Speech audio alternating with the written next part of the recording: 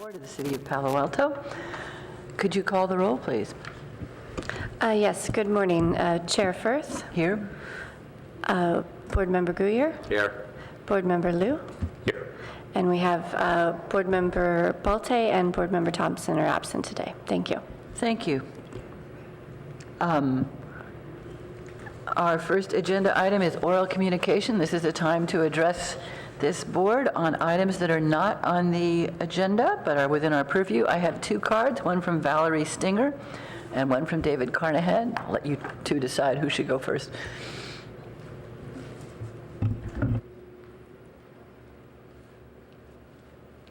Good morning and thank you. It's Valerie Stinger, Chair of the Human Relations Commission. And I'm here to tell you about something that we're doing that we hope will interest you and that you'll take part in. Communities, we all know this, the communities are strengthened when everyone feels welcome and works together for the common good.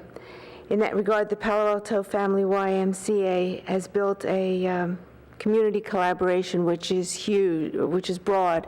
The Human Relations Commission, the libraries, the City Art Department, the Palo Alto History Museum, the Media Center, PAUSD, Adult Ed are all working to support Palo Alto Welcome Week. And this is a celebration that will occur between September 14th and September 21st of this year. Welcome Week is part of a growing movement of communities that fully embrace new Americans and their contribution to the social fabric of our community. It's a chance for neighbors, both immigrants and U.S.-born residents, to get to know one another and to celebrate what unites us as a community and to celebrate the contributions made by the diverse mixture of people that live in our community. I wanted to highlight some of the activities. Welcome Week kickoff party will be at the Art Center on Friday, September 14th. That's one of their quarterly art events that are always so popular. And we will be part of, that will be our kickoff. There will be walking tours hosted by the Y that will highlight the stories of immigrants in our community. Videos and stories will be displayed at the Palo Alto Library. Videos will come from Made in America, which was done by Mid-Penn Media Center. And then the closing event will be a Fall Moon Festival at Avenidas. An important part of the Welcome Week is people sharing stories. I don't know if you have any stories to share, but if I can just leave you a website that you can post them on. Say that again? I would. The website is paloaltowelcomeweek.org. And that'll take you to, I happen to be one of those people who likes small. I realize the limitations of that for a screen, but on my iPad you can see it'll take you to a website, Welcome Week. And there are events, partners, walking tours, and a place at the bottom to share your story. Thank you. Thank you very much.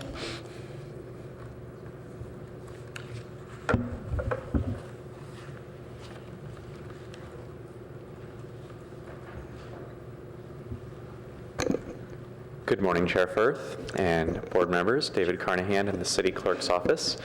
I'm here to share with you some exciting opportunities to influence the future of Palo Alto and give back to the community, and these are upcoming openings on boards and commissions. There are 3 terms that are going to be coming open on the Architectural Review Board, which those of you whose terms are up, we encourage you to reapply. 3 positions on the Parks and Recreation Commission and 2 on the Planning and Transportation Commission. As you know from your service, these are great ways to really give back to the community and help shape the future of Palo Alto. And the clerk's office comes to all boards and commissions to share these recruitments because we know you are deeply embedded in the community, and then we have our community members that attend and those that are at home, and we hope to help spread the word that way. Applications are accepted through October 17th at 4:30 p.m., and they're available on the city's website, cityofpaloalto.org/clerk. And I will be giving you your homework assignment, which is between now and October 17th. Each of you will hopefully reach out to at least 2 members of the community that you think would be a good fit for one of these positions and encourage them to apply. Thank you very much. Thank you very much, David. Like all boards, we rely on the support of the clerk's office, and it's always good. Any agenda changes, additions, or deletions? We do have an agenda change, as Board Member Thompson is out sick today, and Board Member Firth will need to recuse herself on the 429 University project. We will need to continue item number 4 to the next hearing. All right, I would suggest we make that motion now. Somebody, I can't make that motion, but if somebody would like to make that motion, that we continue item number 4, which is 429 University Avenue. Actually, I can, it's not a substantive motion, until, what's the next date? It would be September 20th.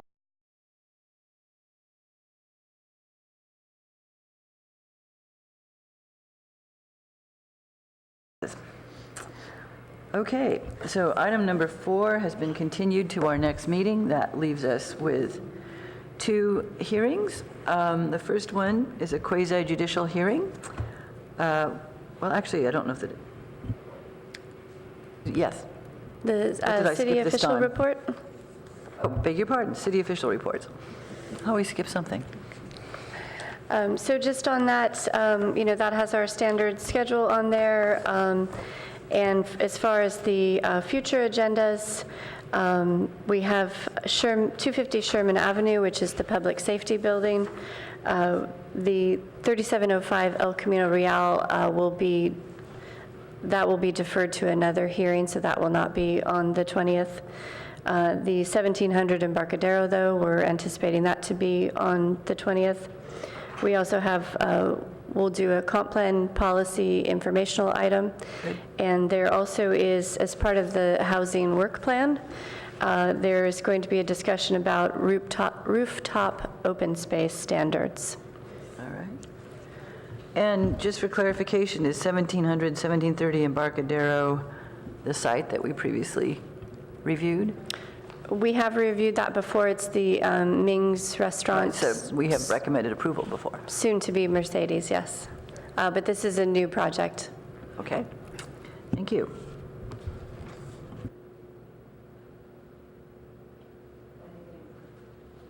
The board on schedule or whatever? All right, The council is, I think next Monday, the council is talking about the response letter to the county's housing. grand jury Grand- housing report. Yeah.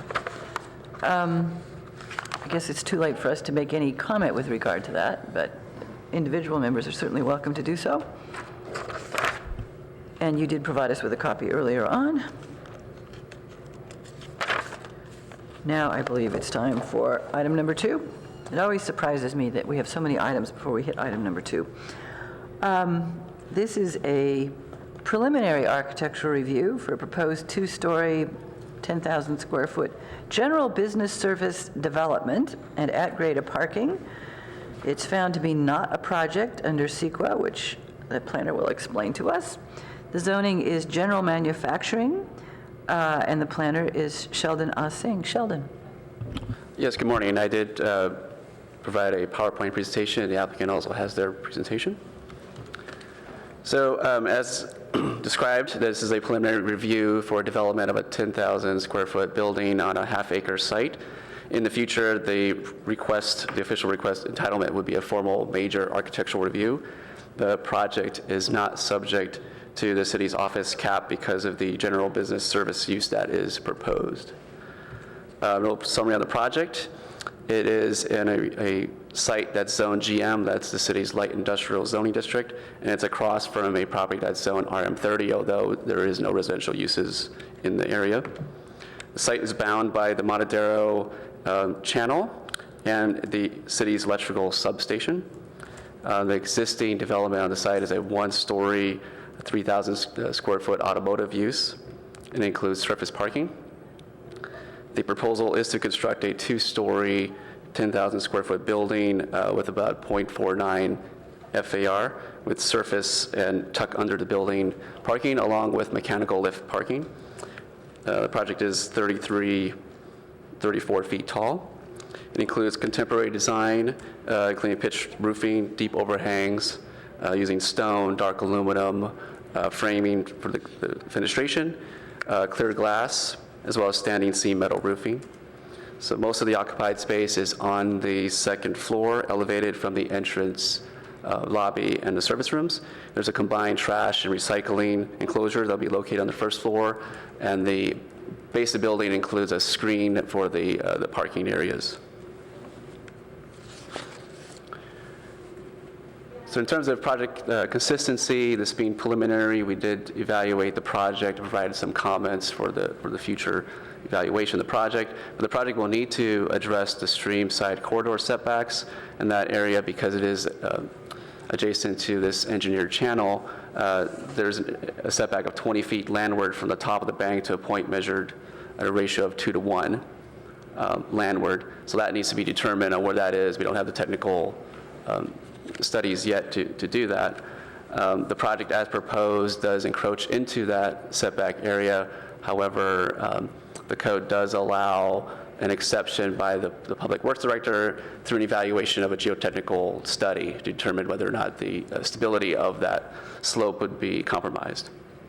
There are also mechanical lift parking that's visible in the rear of the code, which has been amended recently to address some of these issues. While most of the lifts are tucked under the building, there is a portion of this system that is visible to the rear. At the rear, as mentioned, there is the channel, and then there's the Caltrain railroad, and then there's some trees and almas. So the visibility is really just from the train tracks and the other adjacent properties along the park. The other issue is that needs to be 5-foot landscaping setback in the parking lot. So that needs to be included. And then there's the issue that because of the amount of square footage that the use is containing, anywhere from 10,000 square feet to 99,999 square feet requires one loading space. So they're slightly over on their square footage that would require a loading space. So that's not provided on these plans, but would need to be addressed in the future. So we are seeking from direction and comments from the board regarding the scale and mass of the project, as well as the context of the project fitting in with the neighborhood and other interests by the board. The project is not subject to CEQA because this is not a project, it's not discretion required by the board at this time. So we do recommend that the board review and provide comments, and no formal action is requested. And that concludes my presentation. Thank you. Thank you. Any questions of staff before we hear from the applicant? Applicant, please. Good morning. Good morning. All right, so Sheldon, you need to pull that up. I'm sorry, you need to speak very close to the mic. Okay. For this, do I pull it up? And you have 10 minutes. Okay. Good morning, Chair Firth and members of the board. My name is Jeff Galbraith. I'm with Hayes Group Architects and here to present our design concept for 3241 Park on behalf of our client, Dan Cunningham, who couldn't make it here this morning. So the site, as Sheldon mentioned, is located south of California Avenue, actually south of Page Mill Road. It's here in red. It's located along Park Boulevard, between Park and the Caltrain and Alma Street corridor. Fry's Electronics is the large white roof that you can see on the left-hand side of the image there for some context.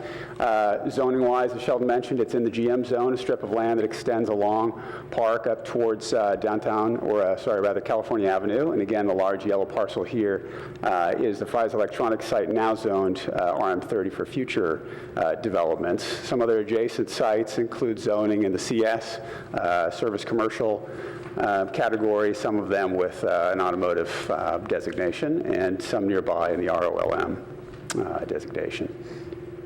Again, that's the site.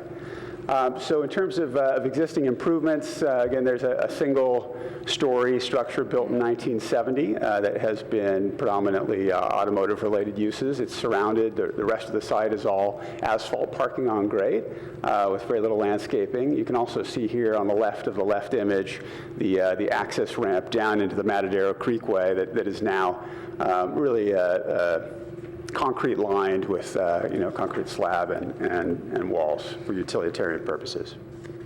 The elevation of the street shows that the site's ready for a new project.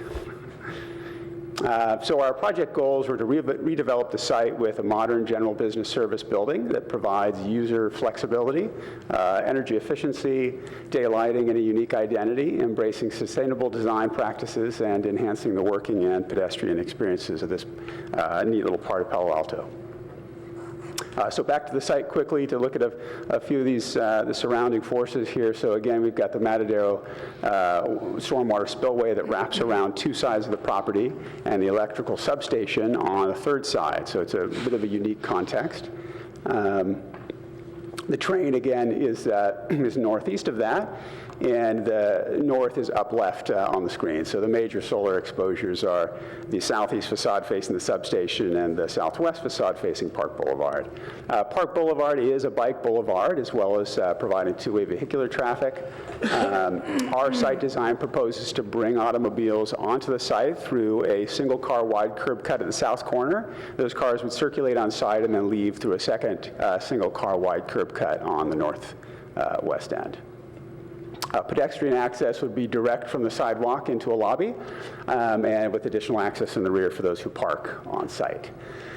Shown here are a few of our early design concepts. I looked at just how to arrange the building mass and the parking on the site. Some early determinations were made that drove us to keep parking for technical reasons up above grade. And to meet the parking requirement of 40 stalls, which is what's required for 10,000 square feet of development, we needed to add some parking lifts to the site. In our preferred option, those were determined best located along the southeast edge that faces the electrical substation. So just a quick look here in section at a simple diagram of the formal concept. What we've done here is taken the majority of the occupied space, elevated it up onto the second floor to allow parking underneath it. You can see how the site has a natural slope, or an existing slope of about 2 feet from the northwest corner down to the south end, which again was a second driver in locating the lift parking along that edge. A key aspect of the design to make this concept work of elevating the occupied space was to create a linkage back to the public zone. So a key feature of the design, as you'll see as we move ahead, is a two-story glass lobby with an exposed stair that creates a visual and a physical connection back to the pedestrian realm. And a second important aspect of the design is introduction of architectural screening elements that create an urban street edge that enhance the pedestrian experience as you walk along the site, and really shift the visual focus of the design back to the occupied space. As a technical section of the same elements. We'll skip over that in the interest of time. This is a formal precedent. It's a project that we looked at in thinking about this concept of raising the occupied space up to the second floor. This is in Belgium, completed a few years ago. And some of the things we felt were encouraging and very positive about this design was how the occupied space is expressed and celebrated on the second floor, and the dynamic interplay that complement each other well when you look at the second floor. That's a very simple expression, a very unified expression, contrasted against a ground floor, which is completely opaque, more opaque than we want for our side, but works well with the second floor. It contrasts it, but it adds variety through the shifting of planes and colors, and we sought to employ some of those techniques in our design as well. A few more images of the same project. So shifting gears a little bit to the exterior material quality of the building, a lot of our early design studies focused on trying to bring an industrial character in the materiality, looking at metal panels and perforations and lattice work, but we ultimately moved on from that in preference of a more classic material palette with a monolithic stone base, glass top, thinner dark steel accent elements, and a soaring roof. This was a precedent project nearby that led us in that direction. This is on Stanford campus. You can see the effective use of the monolithic stone and the lighter steel elements, the soaring roof, and a lot of the nice, simple, subtle, but effective detailing of the window systems. So all of that sort of comes back together here in our main elevation that faces Park Boulevard, just working from the top down. We start with a strong, simple geometric expression of the soaring roof that extends past the facades. The second floor, the occupied space, is floor-to-ceiling glass with a repetitive module that's a support post, 3 panels of glass, a support post, and so forth. And that module is only modulated or changed at the areas of inflection, of interest, of focus, right? At the main entrance lobby and at a gathering space that would be on the second floor next to it. That language then shifts to a more opaque, yet still very vibrant and engaging ground floor where the stone walls are allowed to move in and out of the facade, to break away, express themselves as lines, to carve out space for a landscape area, to become a tightly spaced colonnade. And so the wall is very active and engaging for the pedestrian experience. And its layout responds to the grid that's established in the second floor above it. I'm going to skip through the material palette too in the interest of time, talk through those. So just to revisit the plan layout of the project, vehicles are brought into the south corner of the building, circulated around, and leave through a second curb cut here. Trash enclosure and facilities are screened behind the architectural wall. Pedestrian access is through the front and the rear of a 2-story glass lobby in the center of the building, which takes you up to the second floor. The second floor is conceived as just a single continuous open space to be flexible. It can be subdivided into 2 tenants if desired. Floor-to-ceiling glass around 3 sides of the building. And there's a blue dashed line on the right-hand side. Those are clerestory windows at the wall that faces the electrical substation to limit views out into the utility yard. And finally, there is a second floor terrace on the back side of the building that's at a location set back from the property line enough to allow the treescape around the parking lot to nestle it in to the rear yard. Okay. The last few slides here are technical illustrations of the elevations of the building, and some more 3-dimensional rendered views showing the facade design. Oops.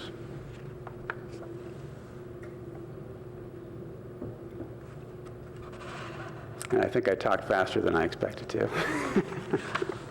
Are there questions of the applicant? I'd like to know about your materials. Okay, let's jump back to that.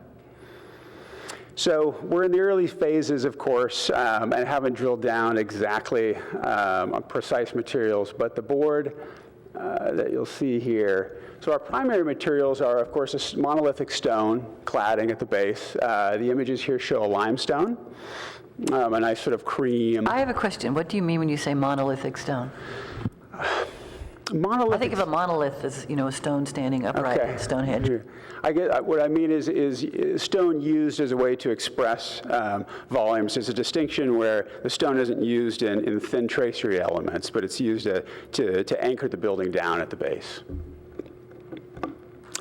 Some of the rear-facing facades, such as the back side of the parking enclosure, would be plaster, smooth trowel plaster to match or to complement the stone quality. The posts and some of the second-story elements would be dark painted steel, sort of between a bronze, like a dark bronze color. And some of the panel elements at the second floor, we're considering either a metal panel or a fiber cement panel, something smooth and complementary. The roof is a standing seam roof, similar color to match the mullions, the bronze mullions. And then we're looking at different options for the underside of the soaring roof. Could be like a wood linear soffit material or a linear metal soffit material. Thank you. Any other questions? Alex? Thank you for your presentation. I have a question about how you placed the building on the site. So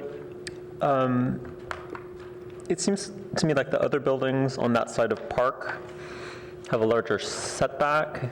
So maybe there's like a 10-foot setback on top of your easement that you already have put into the project. And it seems like they have the street trees inboard of the sidewalk, so it's more of a suburban development model. And I was wondering how you came about the placement of the building.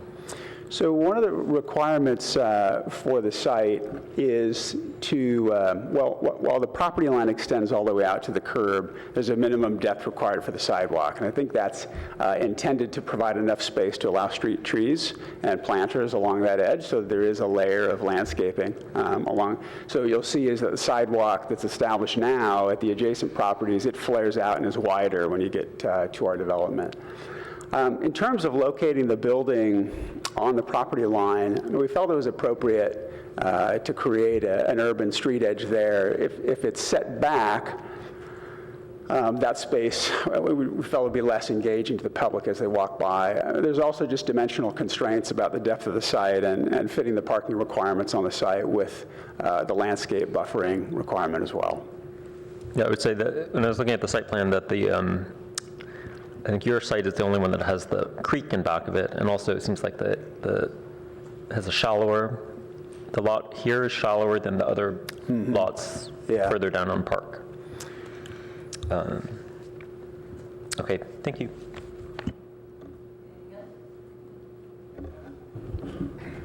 Okay. We have a public comment, or a member of the public who wishes to address us, Becky Sanders.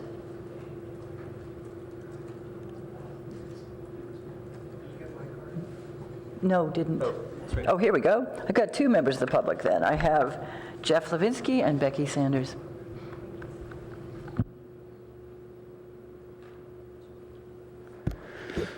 Good morning, board members and staff. Good morning. I'd like to talk about a couple of issues. First of all, there's a notion that this is going to be a general business services building and not an office building, which would be subject to the office cap and such. Realistically, general business services are things like commercial bakeries and cabinetry repair and high-volume print shops, and we wonder if that's what really is planned for this site, or it will become office. On page 4 of the plans, it says office. At the beginning of the staff report, it says office. So this may actually be an office building, and we should think about the implications of that, including how it matches up with the office cap and such. We've had problems where we have the downtown commercial cap and buildings all of their space didn't get counted when they converted or something like that, so it'd be better for it to be really clear as to whether this is going to be an office building or not. The second issue in that is of loading areas. General business services, the staff report says that no loading space is required, but in fact, general business services is not listed in the table other than there's an entry that says to be determined. For 5,000 square feet or larger manufacturing warehouse or distribution, you do need a loading area. So for this quarter-acre building, which we're told is going to be some sort of bakery or print shop or something like that, you would think a loading area would be required. The problem has been that the city has exempted buildings from these requirements, putting the loading areas out on the street. Well, Park Boulevard here is a bike boulevard, and there's a bike lane right there. And so converting that to a loading area for this building wouldn't really be appropriate. Also, by ignoring the implications of not providing adequate loading areas, the city has created lots of problems already. I live near Edgewood Plaza, and we have people there who are woken up every night by trucks who don't have proper loading areas on site. Instead, they use the street, their lights, the bell that goes off when they back up, and their ramp and so forth, wake people up, and people are furious with the city for not enforcing the rules that required these to have been on site. Here's an an opportunity to get it right, so I'd ask that that the city not overlook what its own code says on loading areas. Thank you very much. Thank you. Becky Sanders? Yes, good morning. This is my Good morning. first time speaking to ARB, and thank you so much for your service. I am Becky Saunders, spelled Sanders, because of my grandpa. I am the moderator. Excuse me, just for the Record. transcriber, that's Sanders. Yeah, so yeah, I've got a dysfunctional English grandfather. So I am also the moderator of the Ventura Neighborhood Association. That was a joke about my grandfather. He's amazing. So I want to echo some of what Jeff said. Thank you, Jeff, for bringing up about the loading zone. Yeah, so I was looking this over because Ventura is the neighborhood it's in Ventura neighborhood. So GM allows for general business services, right? And the previous use was an auto service repair shop that I actually used myself. And so even though it's maybe a small quibble, this is an actual loss of community serving business. Now, I know we have a retail protection ordinance, but there's no ground floor here, so I guess there won't be any ground floor retail or any obvious community serving business. So that's just a concern. Maybe it's a quibble, but Ventura is really losing retail space. We have, I think, 8 projects in the pipeline along El Camino. I went to the city's website. And if they waive the retail use, well, that's our downtown. As unattractive as that part of El Camino is, we in Ventura do shop there and use their services. Please keep in mind that the development is in a residential neighborhood, and with the North Ventura Coordinated Area Plan, the Fry site being redeveloped at RM30, that's going to be diagonally across the street. So I think we really want to consider that as with regard to the uses of the building. Very concerned about the loading zone issue.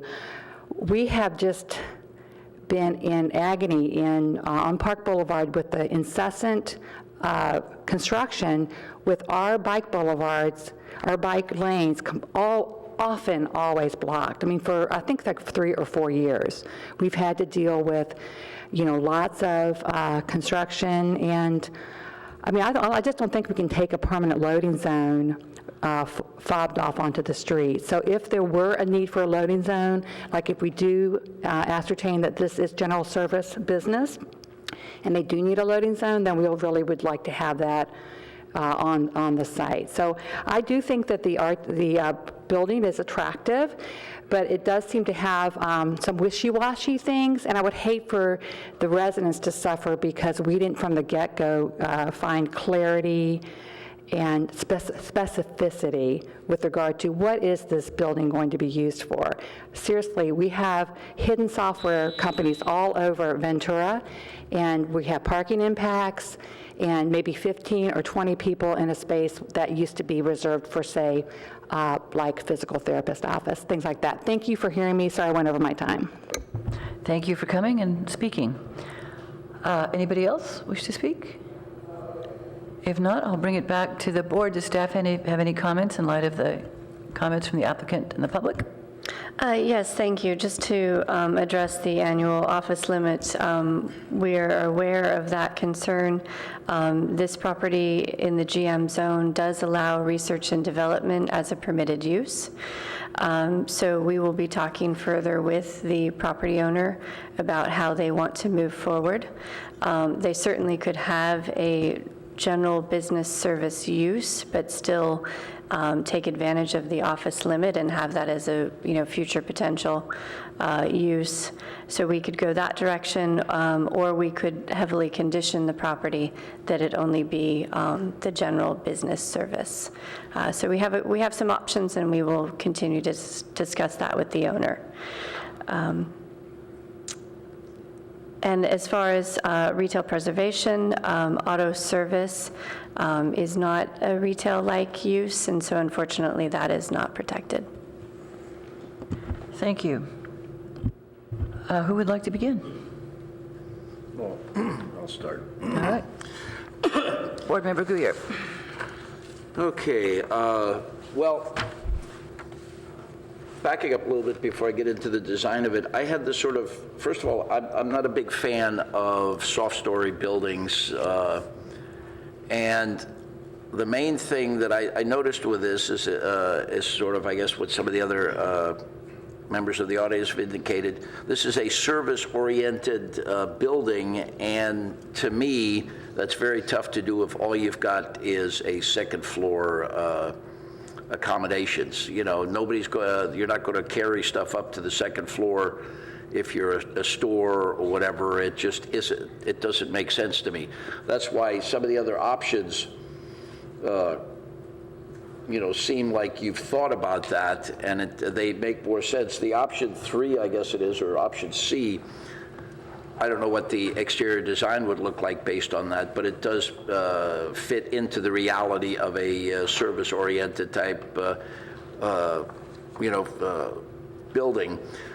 I agree as one of the people or members indicated, that I've also had my car serviced there in the past. So I mean, and that's not that I'm expecting another auto mechanic place to go in there, but still, any kind of facility that is service-oriented, I feel has a hard time on a second floor only.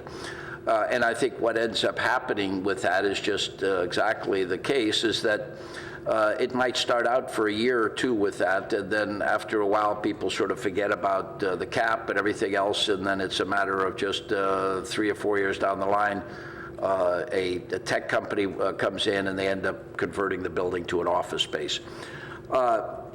Having said that, it's refreshing to actually see a design that has a roof on it.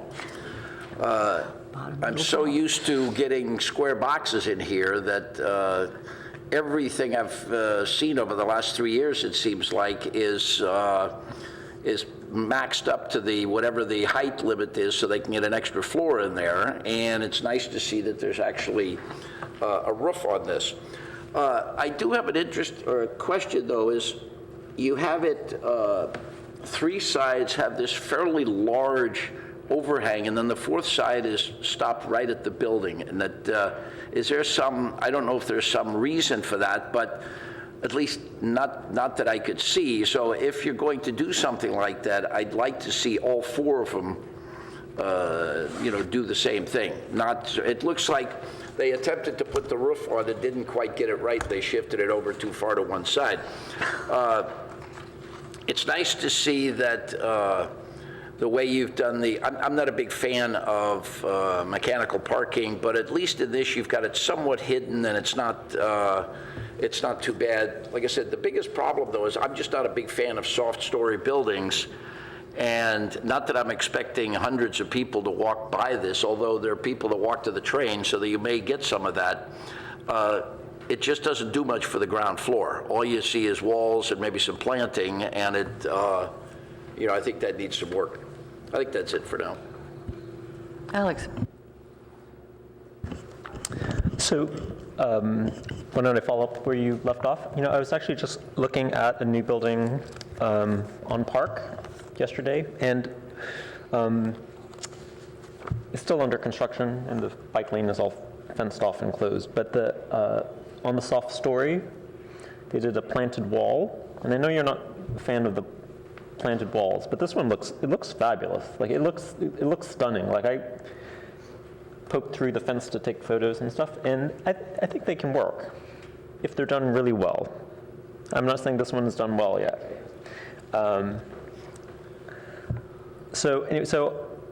I had reservations about that when it went through, and I don't think that the board even ever saw this planted facade. I think it was just proposed as vines.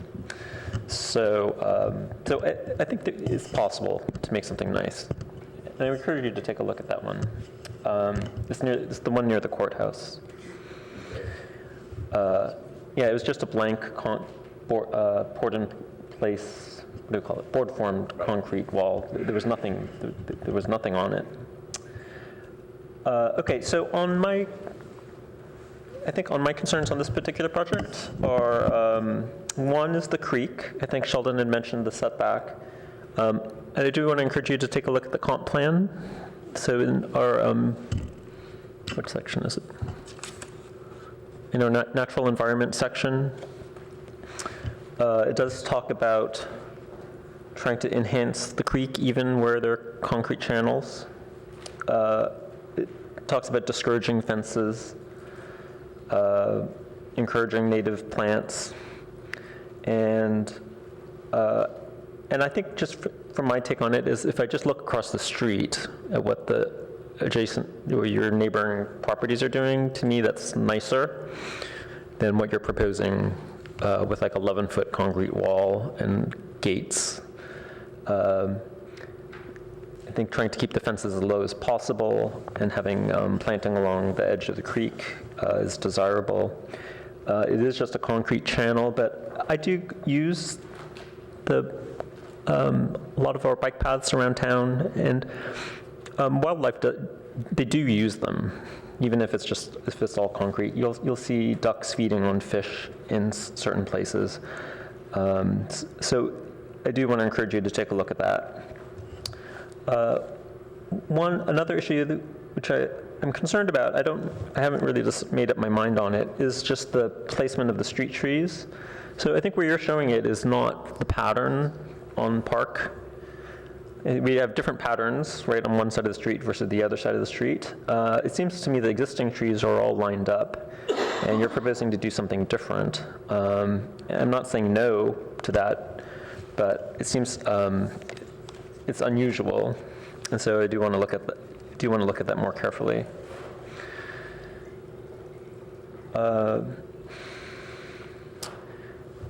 Regarding the creek and the substation, I vaguely recall some discussion about the city trying to do a bike crossing there years ago. And I don't know whatever happened to that. I know that the bike path around that was proposed for going down the Matadero Creek in Midtown met a lot of neighborhood opposition. But I would think that we would still want to try to get something to cross the train tracks someday. And I would just be kind of curious to see is where is that from the city, where were we thinking about doing that? Because there's just the substation and then there's the creek. And there's not a lot of area there.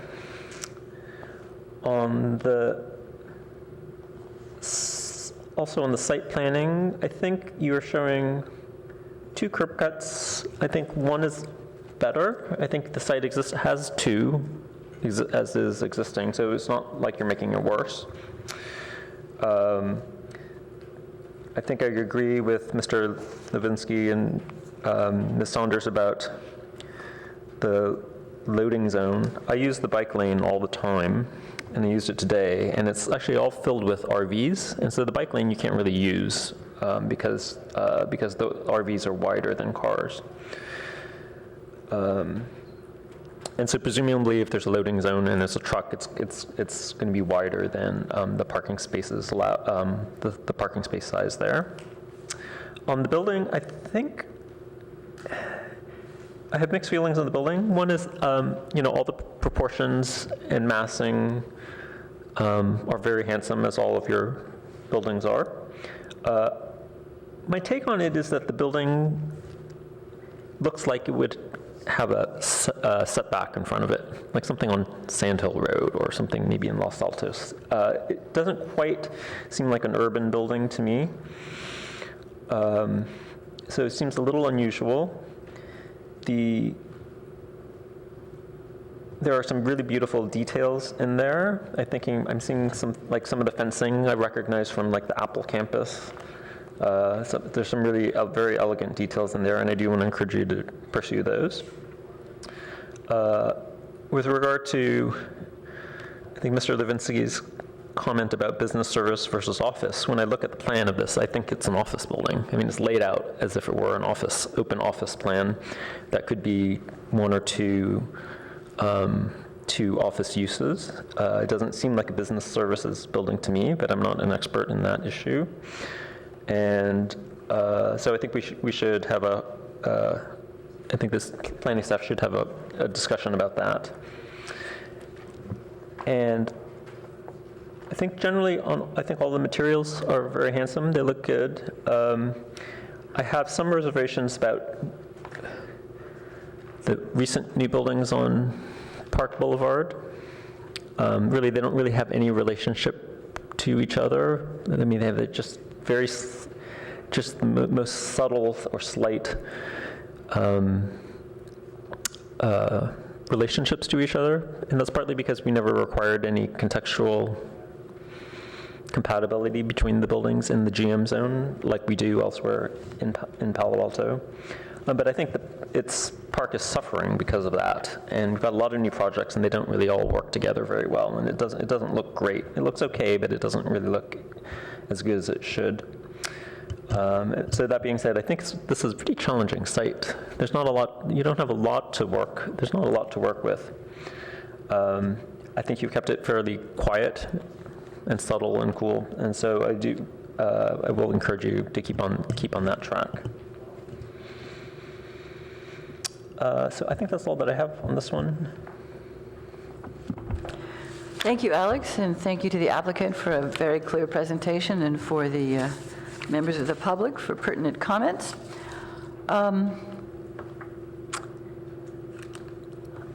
When I was driving Park this morning, I was thinking about how rapidly it's transformed. Most of the buildings, I think, are statement buildings. They make statements. The statements may clash a bit, but they're not the sort of quiet, recessive buildings that your existing building on this site is. Possible exception of Groupon and its parking lot. I was going to ask staff, is that parking lot expected to stay a parking lot forever? The Groupon parking lot? To the best of my knowledge, that is the parking lot for that adjacent building. Right, and so they could do underground parking or something, but until then, it's going to stay.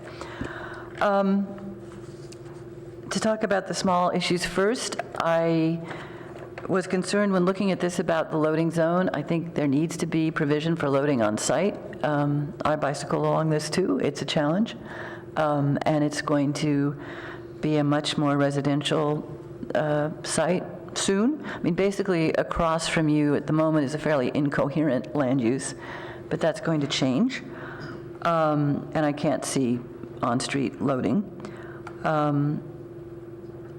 I don't really completely understand what is and is not permitted in GM, but I'm concerned that this building is designed to be office, essentially.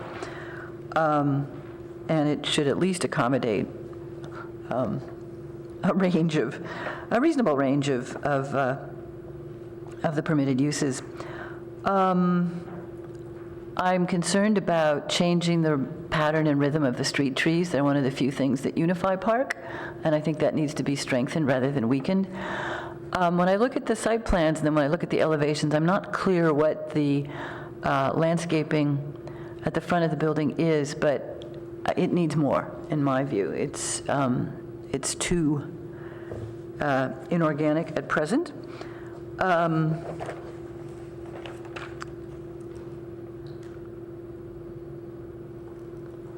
This is also teaching me a lot about the importance of drawing style, because I read these things in a much more credulous way than my colleagues.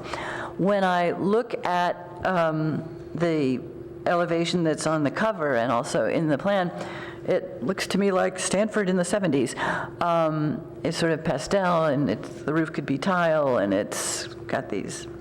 It looks like it's instantly been there for 20 or 30 years, which I don't think is desirable. When I look at some of your other elevations, they look much more contemporary. I would like it to look like a building that's being built now. And I don't know how you signal that, but I would like that to be the case. And I think you now have a pretty well-defined context along Park. A lot of buildings have either been built or approved, and I hope that when you bring this back, we see how this building responds to what you find yourself surrounded by. It's a difficult site with the creek, and the channelized creek, and the power station, or substation rather, and the train tracks. On the other hand, that sort of gives you some not very sensitive receptors on a couple sides. I do think that a better approach to the creek needs to be taken. I don't know about the setback. I guess when we see this again, we'll have a geotechnical report. I don't think the setback is as important as what you do adjacent to that, and I certainly don't think a 11-foot high wall is a good idea.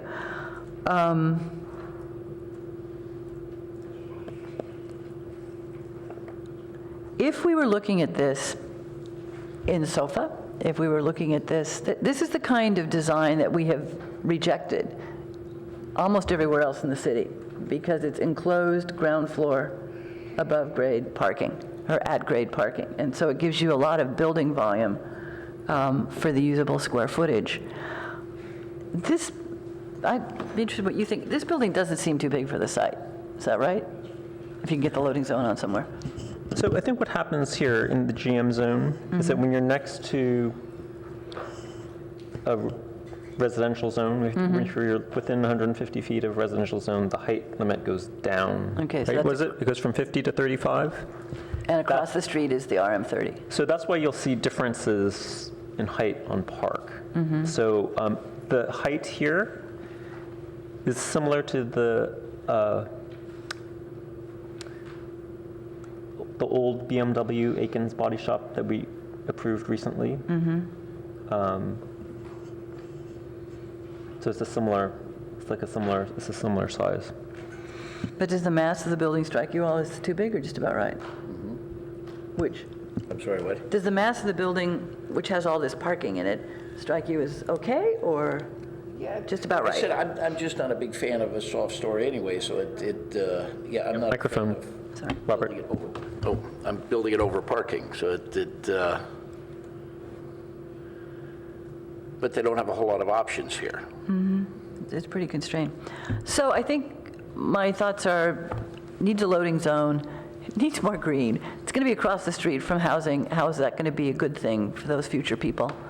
And if there's something you can figure out to do to add more coherence to Park, that'd be a bonus. I think those are my thoughts. Those are all hard. And if the drawings get too pastel, they look dull. Okay. And I have one other thought too, is that if and when the Fry's site redevelops or gets rezoned, right? In theory, the height limit on this one may go back up to 50 feet, depending on what the actual zone is for the Fry site. And that's a ways off. I mean, the North Ventura coordinated plan has not started yet, and so we're ways off from anything happening there. But I would keep that in mind. Thank you, Alex. I mean, this did strike me that you're not getting very much from this project, and I'm sorry. All right. Thank you so much. We look forward to seeing you. All right, 5-minute break while we set up for our next item. Thank you.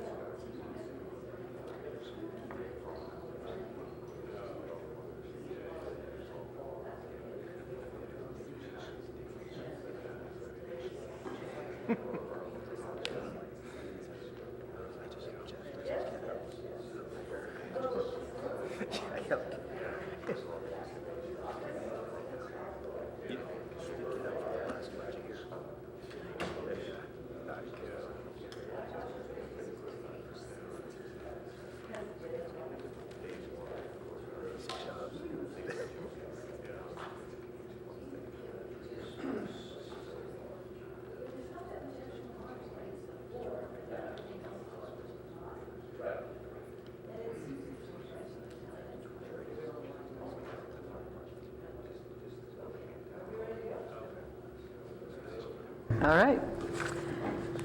Welcome back.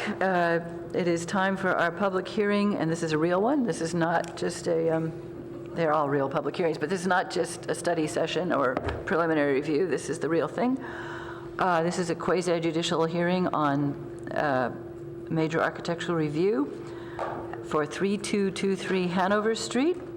It's a request to allow the construction of a new two-story, 67,000 square foot office and research and development building. An initial study and mitigated negative declaration was circulated for public comment. That public comment period ended July 30th of this year. The zoning district is Research Park and Research Park with Landscape Combining District. The planner is Graham Owen. Mr. Owen. Thank you, Chair Firth. Graham Owen with the planning staff, been working with the applicant on this project that's here before you today. So as you mentioned, this is the third hearing for an architectural review application for a new 67,000 square foot office R&D building. As a little bit of background, the board had previously reviewed what we're kind of calling Building 1 or Phase 1 of this project for a 115,000 square foot office R&D building back in 2017. The current application was filed in July of last year, and this is for a new 67,000 square foot office R&D building. So the first hearing for this Building 2 was held on March 15th of this year, and then the second hearing was held on July 5th, 2018 of this hearing. We held the public comment period for the ISM&D and held the hearing for that at the previous hearing. So there were a number of issues that the board and staff had identified with earlier iterations of the plans. But before we go any further, I just wanted to mention that we do have Mike Campbell with David J. Powers, who assisted the city with the preparation of the ISM&D, here with you today. If you have any questions about the ISM&D that was previously circulated and the changes that have been made. Going into the questions that the board had raised and staff had raised, they generally focused in a couple of different areas. The first is just the location of the building. I think that there were a couple of comments. There wasn't a true consensus on the board or with staff about the location of the building, but there were some comments previously about the location of the second building in relation to the first, as well as in relation to the main drive aisle. So with the second and third hearing, the location of the building hasn't shifted, hasn't changed. However, the applicant has provided some additional kind of comparisons of how this building relates to Building 1 in comparison to similar plaza areas and similar situations where you have adjacent buildings. So I'm going to let them kind of go into that and describe their design intent with that courtyard and the placement of the building in particular with their presentation. The second kind of larger comment was regarding the design of the lower parking lot, which is on the lower terrace of the structure, of the site, excuse me. So there have been a number of improvements to this area between the second and third iteration of the plans. Kind of the largest change is that the number of parking stalls that are on that lower area has been reduced by 38. And this is below the minimum standard for the city's parking requirements, but instead of, but what is going to be happening with this is that the northern side of the property line, or to the right in this plan view, 38 parking spaces would be proposed in a landscape reserve in the area that's adjacent to the ballpark bicycle path. This represents about a 5% reduction over what the site would be required to have if it were just parking to the standard minimum, and about an 18% reduction in the total number of spaces in that lower area. The applicant could, with the submission of a parking demand study, as outlined in our draft conditions of approval, use those spaces and fully park the site. So they are able to park the site to the minimum standard. The second biggest change is that the pedestrian circulation in that lower area has been improved. One of staff's comments in particular was that the lower area was designed predominantly for cars. Obviously, it's a parking lot, but that additional focus needed to be made to the pedestrian circulation, so pathways, crosswalks, that sort of thing. So with that, this iteration of the plans does show a total of, I think it's 5 module, I guess, or pathways between the modules of the parking lot. And so these would be areas where people that they would park, and then they could take those pathways, which would then directly lead them to the upper module. Crossing the main drive aisle, you have a couple of different areas where you have pavement changes, so going from asphalt to a lighter material, so that those areas are kind of highlighted to people in cars, with the intent of slowing people in cars down so that they're aware of pedestrians. The third biggest change is the increase in the total amount of area that's going to be shaded with trees. There's kind of a new landscape intent in this area, and the proposal is now to do tulip trees, which have leaves that are bright yellow in the autumn. Here's a site axiom showing the site plan in relation to a couple of the adjacent areas. So those are the key considerations. The placement of the design of the building in the plaza, the surface parking lot, landscape reserve, and then also the ballpark bicycle path improvements. There was some previous discussion about this at the other hearings, but the applicant is proffering some ballpark bicycle path improvements, lighting and landscaping in the section of the path that runs directly to the north of the site. They do have an improvement agreement with Cooley, or the leaseholder for the Cooley site, which is immediately to the north, to do improvements on their side of the ballpark path as well. So it's not just confined to the site. So one of the things that was mentioned at the second hearing is that there is a Barron Park Association that works on the ballpark bicycle path, and in particular on wayfinding, and they're working to have some additional striping and that sort of thing to make the ballpark path safer both for pedestrians and cyclists. And so I've distributed an At Places memo that includes an additional condition of approval that would essentially memorialize the ballpark bicycle path improvements as a part of the plans, and then also require the continued coordination between the applicants and that particular committee, as well as the city's Office of Transportation, to ensure that we're planning that area that's on the site and immediately adjacent to it properly.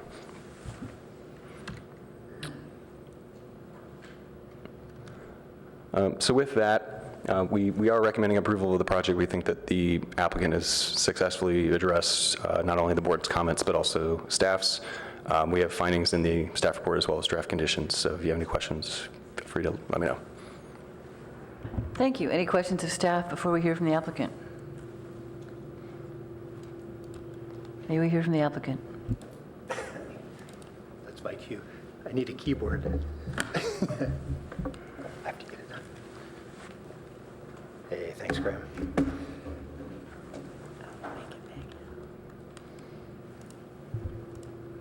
Good morning. You have 10 minutes, which don't start until you're set up and ready to go. Okay. Can you go full frame? Or? I think that's as good as it gets. Okay. All righty, good. Okay, well, thank you very much. Good morning, members of the board, Chair Firth. I want to thank you for your comments. I want to thank Graham and staff for working so hard with us over all these months, kind of getting the project to this point. Also want to... Excuse me, just for the record, would you give us your name? Oh, yeah, sorry. My name is Bob Giannini from Form 4 Architecture. Thank you. Thanks. Also, before I begin, I do want to apologize for the fact that we broke the project into 2 phases, or 2 applications. We didn't appreciate how difficult that was going to make it to sort of review the project. Bad idea, won't happen again. But anyhow, as we heard your comments, we wanted to kind of go back a little bit and readdress some of the things we've talked about, as Graham mentioned, and also kind of point out how we really revisioned the whole idea of the butterfly habitat, the lower parking lot, to really think of sort of creative ways to address concerns. So jumping into that first topic. So first off, the placement of the buildings on the site.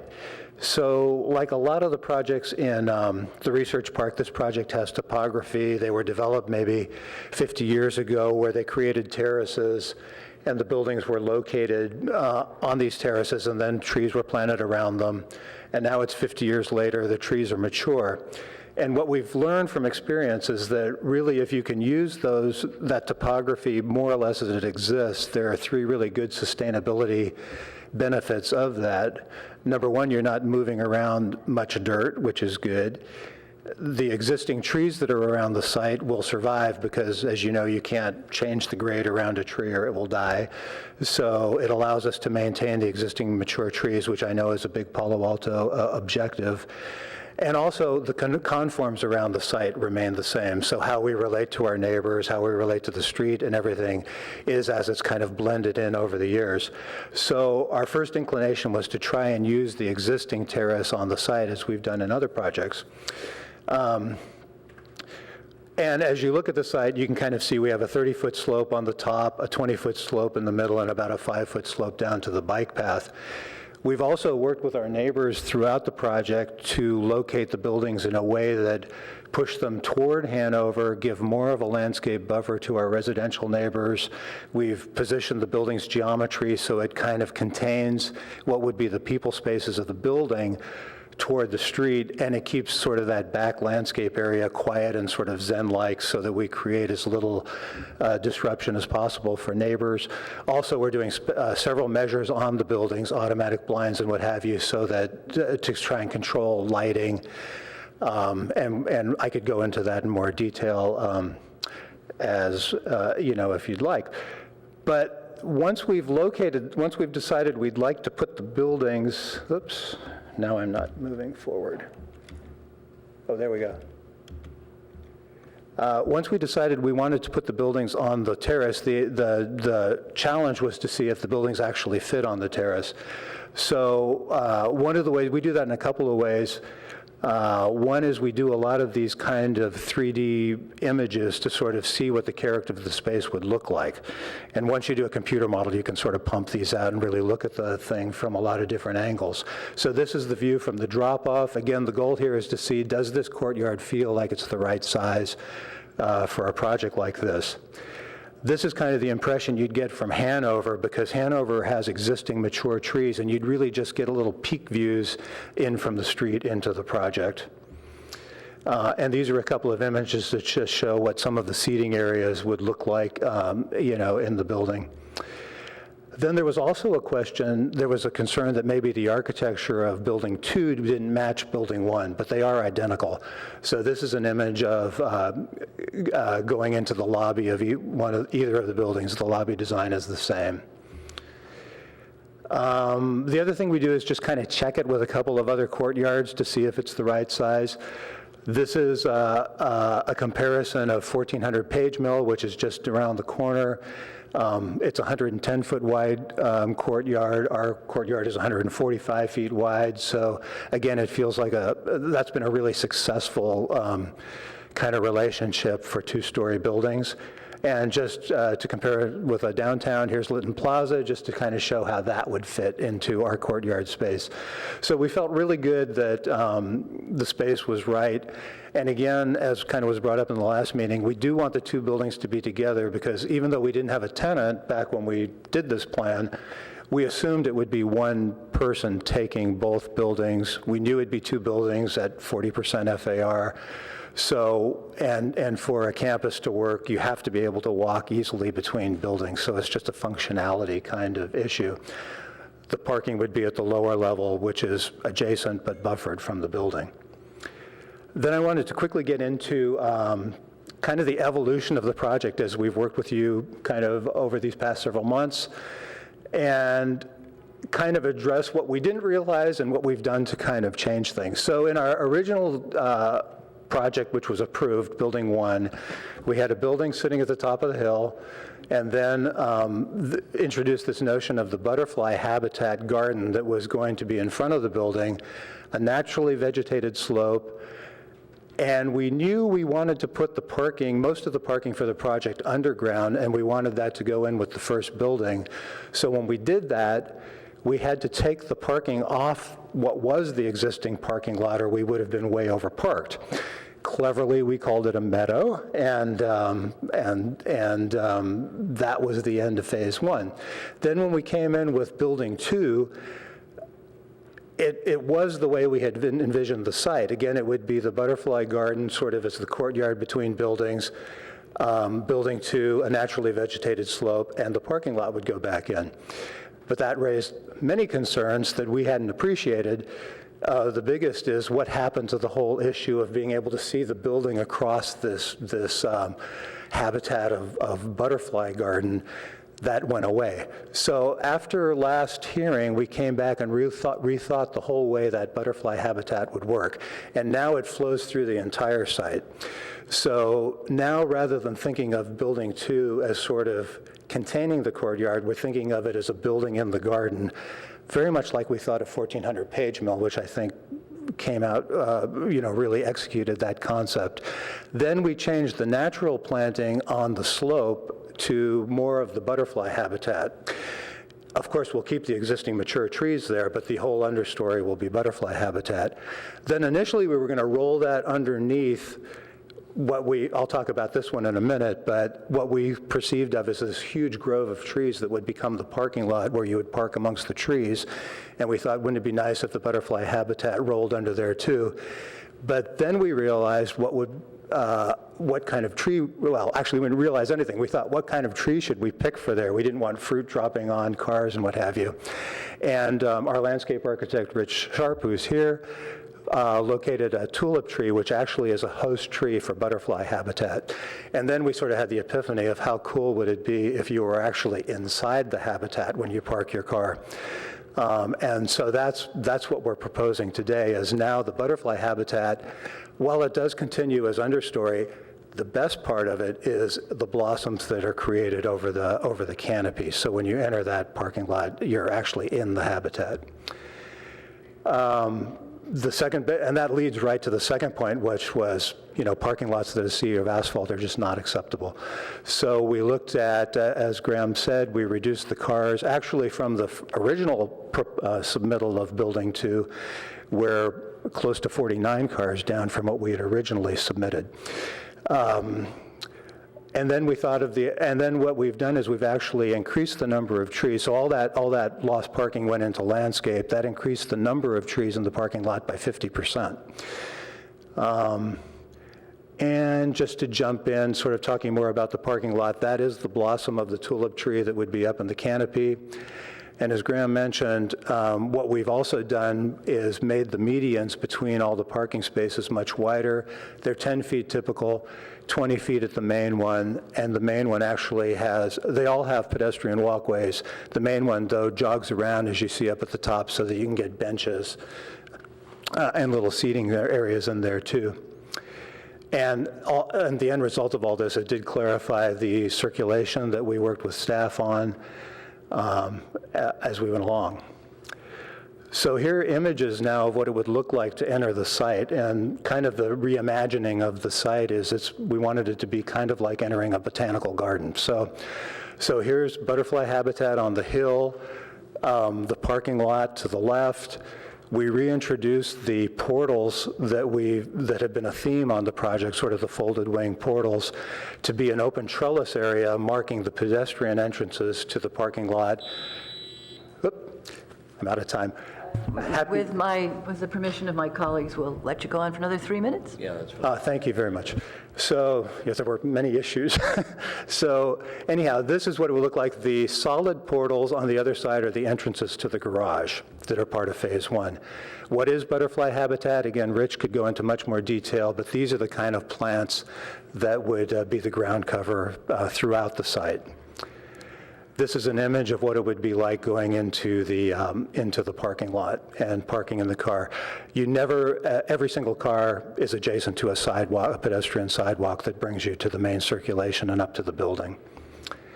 And just as a reminder, this is how Phase 1 works. When you go into the garage, if you choose to go that way, and there is the major ADA path that goes through the garage, you come in, it's well lit, and you go through this light well that brings you up into the courtyard. So there's many sort of natural, sort of graceful kind of ways to get to circulate through the site and get up to the main courtyard.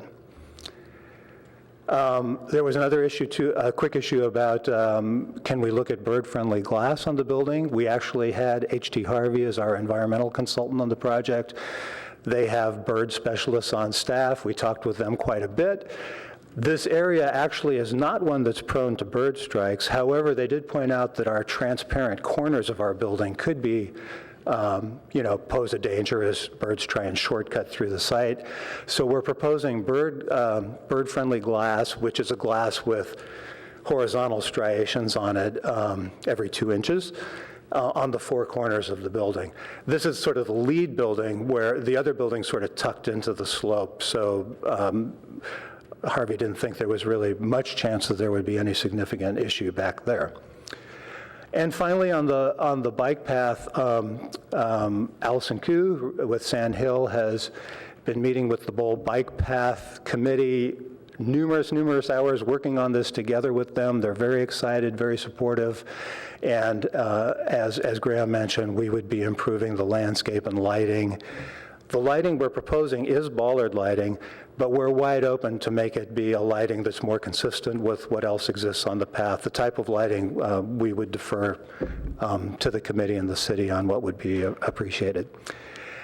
So hopefully that kind of responds to many of the concerns that came up last time. It was fun to kind of rethink some of the major elements of the project. Appreciate your comments. Thank you. Thank you. Any questions of the applicant's architect? All right. Graham.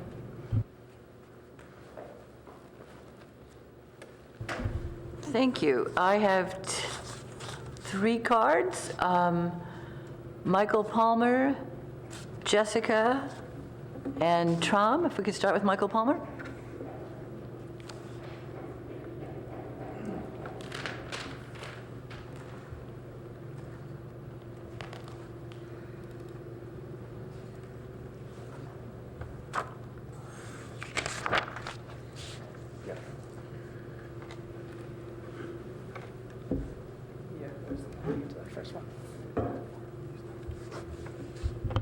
Okay. Mr. Palmer, you have 3 minutes. Okay. My wife was going to give me her time also, Jessica. It's not quite how we work, but why don't you just start? Okay. My name is Mike Palmer. It's good to see you all again. Good to see the developers. I'm representing a group of neighbors that live in this area adjacent to the property. You can see that we're right close to the back fence here. There's basically 2 things I wanted to talk about today. In the past, we've talked a lot about this green buffer that the developers went to a lot of effort to place between the kind of lights and noise of the commercial building and the residences here. So there's this kind of green zone of this landscaping. One addition, though, recently to the plans, what has been this detailing of the bike path. Where's my mouse here? Detailing of the bike path in the bottom right of the drawing. You see there's this little jog in the bottom right corner of the drawing where the kind of spur of the bike path to building connects to the main bike path. This is basically the closest kind of intrusion of all this activity to the residences. And there's my neighbor's house is actually, his backyard is right here next to this bike path. So there's 2 things I wanted to talk about. One is the routing of the bike path, and then 2 was about the lighting. I didn't actually understand until Bob's presentation, there's this nice area through the middle of the parking lot where pedestrians can cross across the parking lot, and they're calling it the butterfly garden. So one very nice alternate routing for the bike path across the property would be through that butterfly garden, right? Pedestrians and people are going to come walking down the stairs out of the building. They're going to be walking across to the bike path that way anyway, right? Why not formalize that? You see what I'm talking about in the middle there, right? Why not the middle on the right side of the diagram? Why not formalize that and have an actual good crosswalks and well-designated walking and biking path? In addition, in the current drawing, the bike path, you remember this, the site goes up toward the left, so bikes will go up the hill to the upper level. Then the bike room is actually, you see that diamond structure close to the middle of the building? Sorry, my mouse doesn't work, but close to the middle of the building, there's that diamond structure. The bike room is actually on the P2 at the bottom of that elevator. So the bikes will have to go up, and I suppose ride an elevator down. Why not instead have them going across this middle area, go basically at the same level into the garage and to the bike room, then they can take one elevator up to their office. That's the way I would end up going, right? If I was biking to work every day. Even if this path was here, I would probably cut through, instead of going up in 2 elevator routes. An alternate, so that's one alternate route for the bike path through that middle area. Another one is at least move the bike. Take some more time to finish your thoughts. Swap the position of, there's a berm now to the north of the bike path.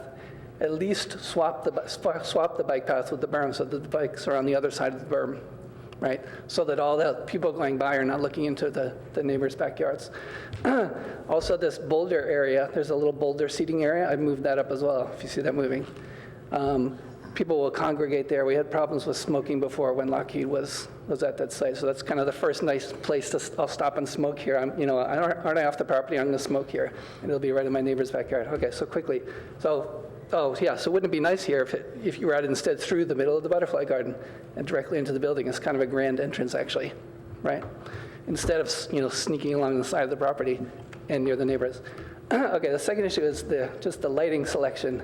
I don't know if this is intentional or not.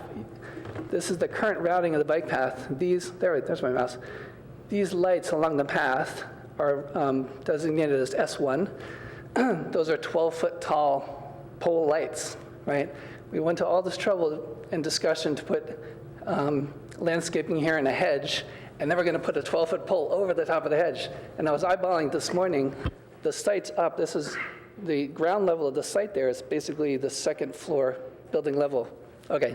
Great. So could we put bollards there? So 12-foot light poles, location of the bike path, Yes. Location of the boulders, nobody smoking across the fence. Thank you. Is that it? All right. Thanks for your Thank time. you. Yeah. Anybody else wish to speak? Or was that just time being, yes, go ahead.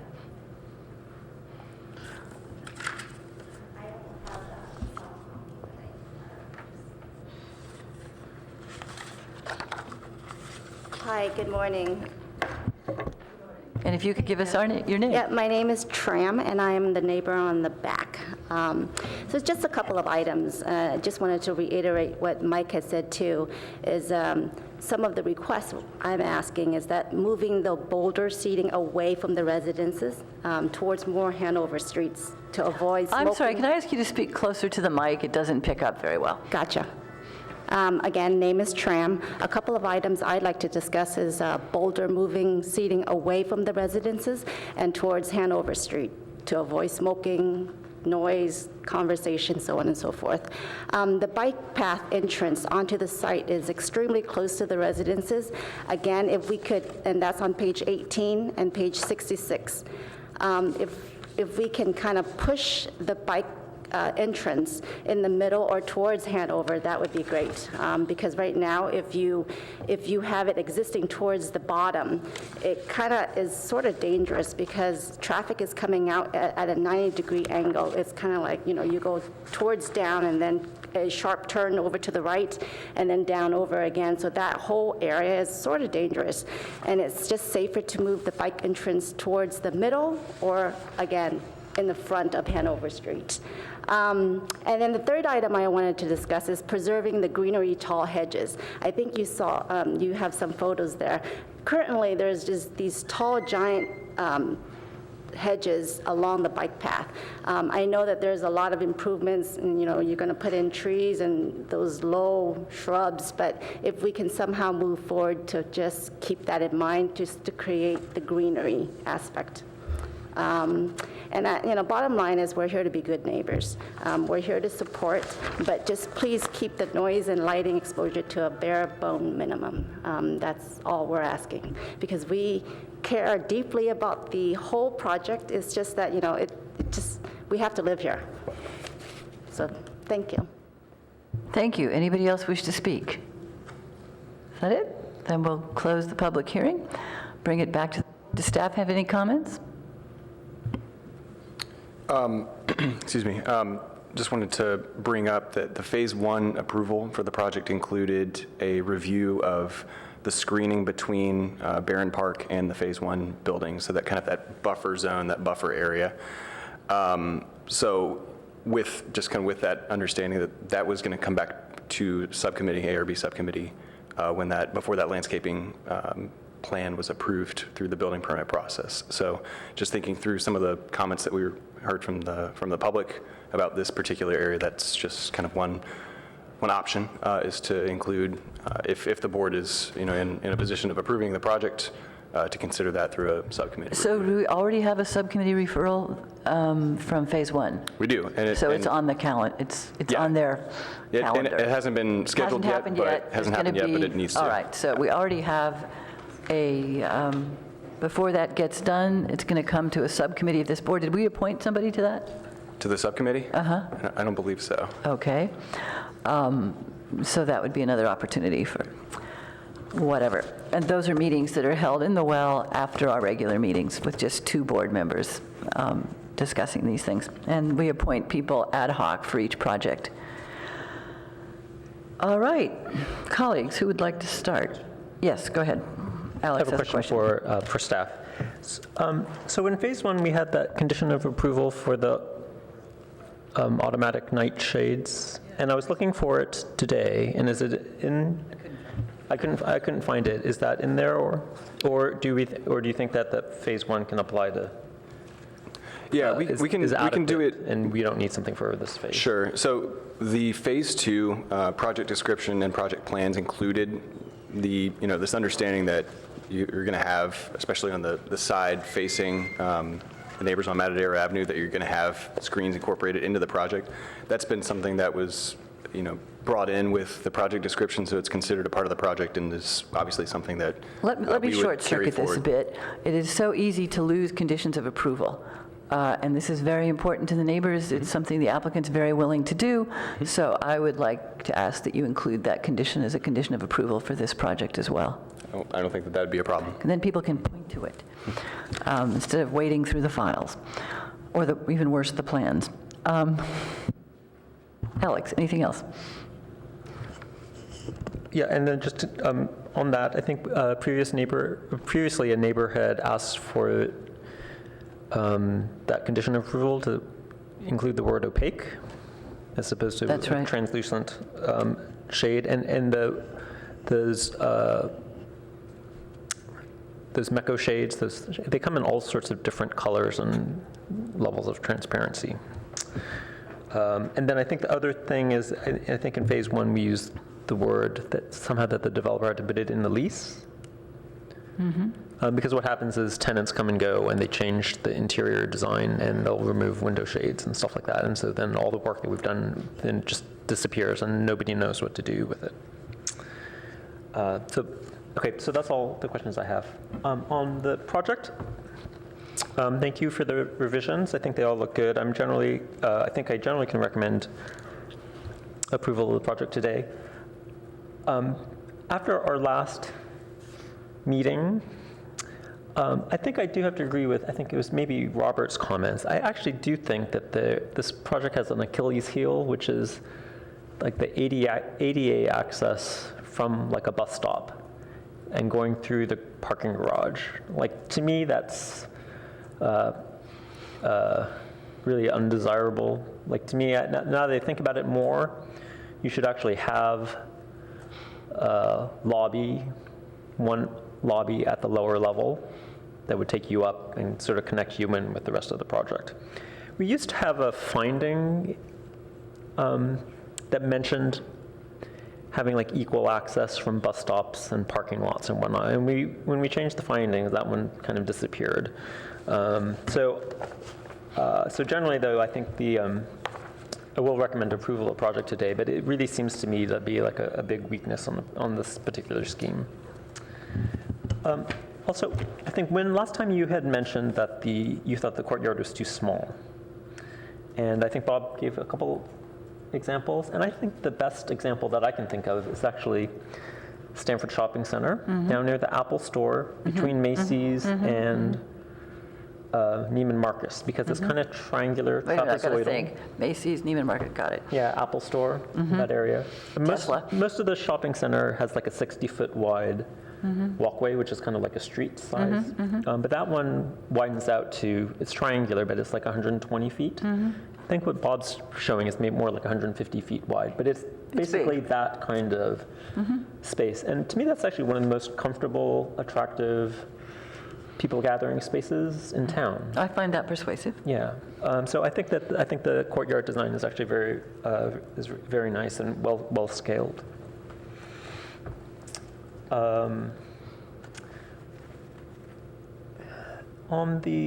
So I can recommend approval. I had some concerns about the tulip trees, only because they're so tall. I'm working on a house in Atherton, and there's a tulip tree right in front of the house, and it's huge. Like, there's no way that you're going to see a flower when they're on a tree that's like 100 to 200 feet high. I mean, the flowers that are way up there, you can't really see anything. Anyway, so that was my only reservation. I think it's approvable. I think the landscape is generally very handsome. The plant list is very in-depth and comprehensive. It has a large number of native plants. The neighbors' comments about the bike path spur alignment, I think I'm open to making changes there.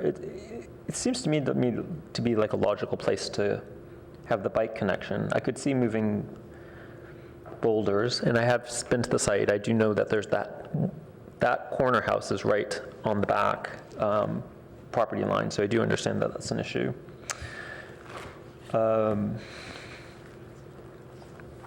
And so if we want that to come back to subcommittee, I'm open to that. Generally, I can recommend approval today. Thank you. Robert? Yeah, based on the changes, I'm happy with the way everything looks, so I could approve it today also. I'm still disappointed, like I said, that there isn't a lobby on the ground floor, but then that's not really what we were discussing today, so I could approve it the way it is.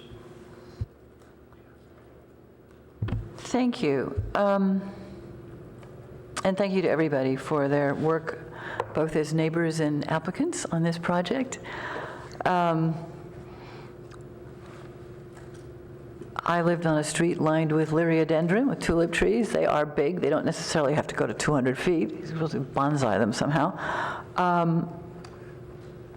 And I hope that this is as lovely as you suggest. This sort of pattern of walkways and seating and places, it reminds me a little bit about the Nike parking lots up in Beaverton, or maybe that's extreme West Portland, I'm not sure, or Hillsborough, but anyway, very big parking lots, lots of landscaping. No butterflies as far as I know. I do feel we got off on the wrong foot on this project. I regret that we didn't plan the whole thing out and understand more deeply where the parking would go. So I see this as some seriously missed opportunities, but I also see this as some creative and generous responses to those problems.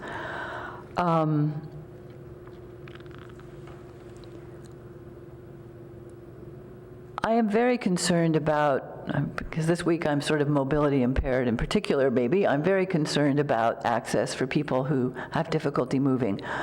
And The proposal is that it come through the garage. We spent a lot of time for the downtown, the new downtown Hamilton Avenue parking garage, thinking about, asking for and receiving advice on how to transform that experience so that we raise the ceiling, we change the alignment, we use special lighting, we use special flooring so that it's a fairly attractive and will be very heavily used by both people with no mobility impairment and people with mobility impairment to get through. Can you take me through what it's like to go through the garage once you get off the sidewalk? Can I do it? I think the architect might be best equipped to answer that question. Whatever, whoever. Can we go, I have pictures, if we could go back to that other one. First off, no, I appreciate the comments on that. And talking about ADA in general, there's actually many ADA ways to get to the top of the hill. The problem is the project is on a hill, and we're very familiar with that. Yeah. I think the problem is there's a bus stop, and then there's a big grade change, and there's not a lobby with an elevator to get me up there. So instead, I'm going to wander through the garage. So tell me how it's going to be a great experience. Okay. Let's see. Well, since this picture came up, this is actually the path through the garage. So when you come in, first off, let me say, you can also enter the courtyard at grade at the courtyard. Yeah, but the bus stops are down at the bottom corner of the site. So we needed to put an ADA path there. There's two. Actually, there's a stair at the corner of the project that working with staff, we added in. So that's one ADA way to get up. But then the most comfortable way to go up would be through the garage. You come down through the sidewalk.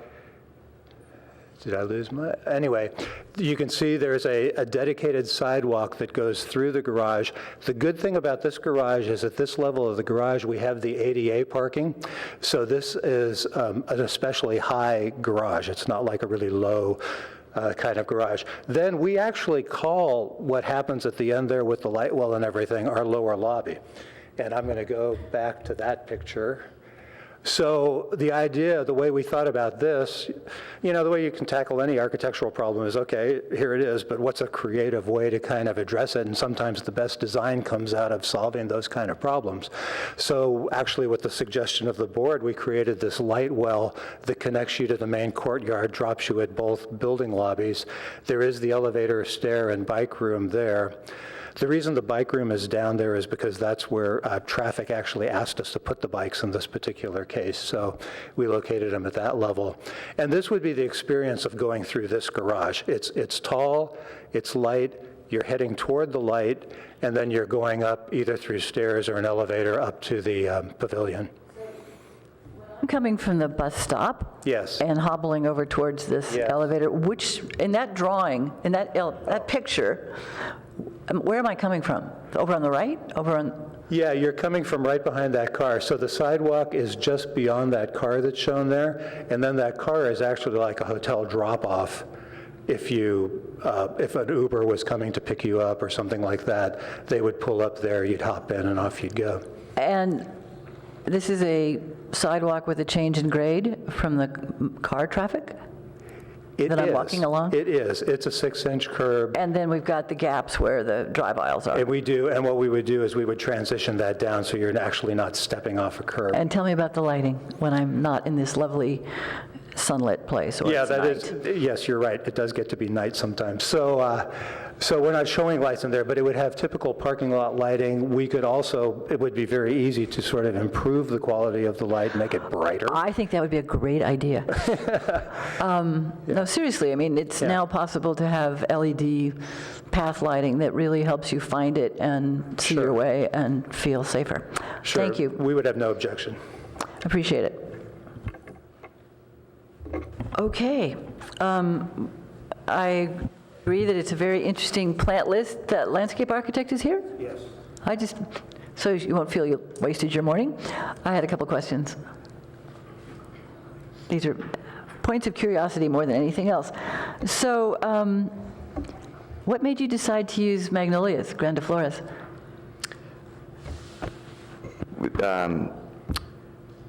Well, They're beautiful trees, but what else? I would say for similar reasons with the tulip tree, for us it's a leaf scale. When we look at our plant palette, not only are we looking at water use, which I know magnolia is more on the medium than a low water use, but they work with bioswale conditions, so a lot of times that's logic for placing them in the bioswale zones. They're a larger leaf. We tend to use a cultivar called Majestic Beauty because it doesn't have the rusty brown underside. It's a green underside, so it doesn't look like trash bags when the leaves do drop. I beg your pardon, I like the classic ones. Personal preference, but... I grew up in Berkeley, they're street trees. That's right, that's right. And then against the oaks and some of the other native trees that have a smaller leaf, it's just a nice contrast in plant texture. When you look at our plant palette, the ground plane, it's all about fine grain plant material with delicate flowers set against larger leaf plant material because it's texture as much as color for us in our planting compositions. Thank you. I was partly asking you because they've sort of fallen out of favor as street trees, and I was curious as to what you were using them And for. just real quick on the tulip flower, for us it's not about people seeing the flower because the flowers are on the top of the tree. It's about the butterfly habitat landing on the top of the tree and taking the nectar and using the tree as a host. It's not necessarily for the people to view. In my experience, they drop enough small branches with tree blossoms so you get to see them every year, but yours may be different. I'm impressed that you can make baccaras flourish, but I believe you can. I find it a disastrous plant. Thank you. You're welcome. Okay. So we have, for this project on this site, a pending subcommittee referral. Anybody want to volunteer to be on that subcommittee, which is going to be thinking primarily about landscape, buffering? Don't all speak at once? All right, we'll appoint this Nick. Go ahead. This is fine, I will do it. Great, Alex will do it, and we'll find another volunteer when we have everybody here. Thank you, Alex.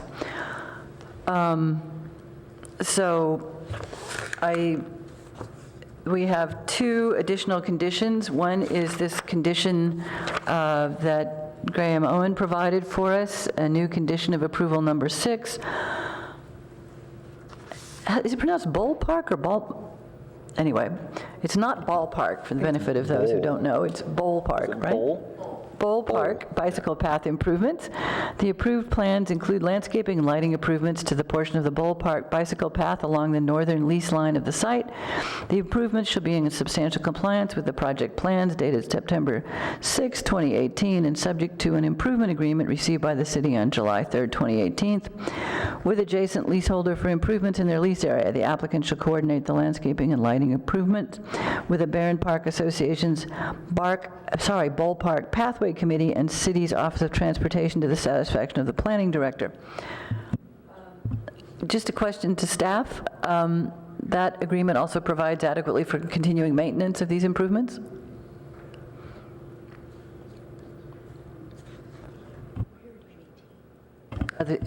Once they're built, do they require any maintenance, or are we all good? Right. I think I can double check in the agreement really quickly. I'm sure that a problem you'll solve before it gets done. We usually call these improvement and maintenance agreements, is what made me think about it. Okay, so we are also adding a condition for automatic opaque blinds to avoid adverse light impacts on the adjacent residential properties. What do we want to do about this issue of double checking the design and on-site bicycle path to minimize adverse effects on the neighbors? Want to add a condition about that? Add it to the subcommittee referral? What do you want to do? What does staff want to do? We've got a lot of people consulting on the bike path. Sure. One suggestion, you have this new draft condition of approval number 6. One suggestion is to bring the Bowl Park Bicycle Path Committee improvements back to subcommittee. You could just take condition number 6 and have it be subject to review of the subcommittee. That way the neighbors would have an opportunity to work with the applicant, as well as to participate in the subcommittee process on the final design of this. Okay, so we're all clear that it's not just the bike committee, but the neighbors as well that we wish to Right. consult on this process. Are we happy with that? Is that enough? All right. Well, with that modification of condition of approval number 6 and the addition of the condition with respect to opaque automatic blinds, does somebody want to make a motion? I think you just made the motion. All right, second I it. move approval, subject to those conditions, and seconded by Board Member Liu. All those in favor say aye. Aye. Aye. Opposed? Hearing none, it passes 3-0. Congratulations. Thank you all for your participation.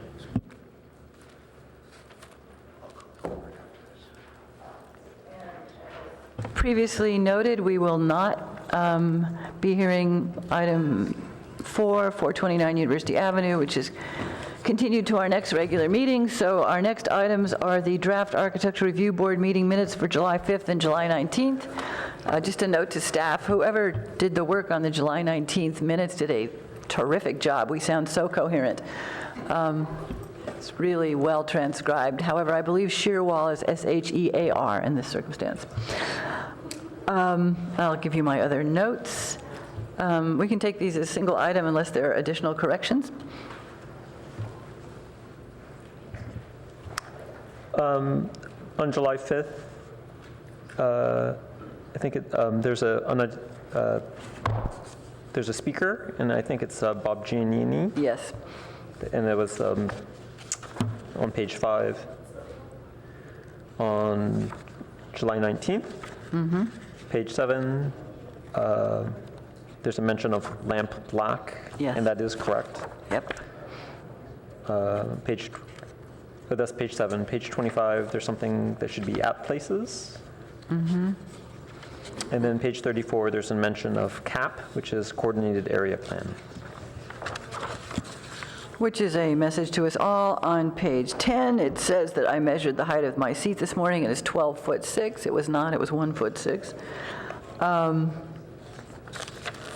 And I've got a couple other clerical notes that I will give you. Would somebody like to move approval of those minutes?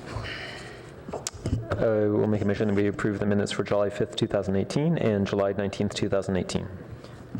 I'll second. All those in favor say aye. Aye. Aye. All those opposed, hearing none, it passes 3-0. So we have a subcommittee meeting, is that correct, on 3877 El Camino Real? Yep. And we have the subcommittee members here, Mr. Guyer and Mr. Liu. Any other board member comments, questions, or announcements? I think we're good. Thank you all. We are adjourned.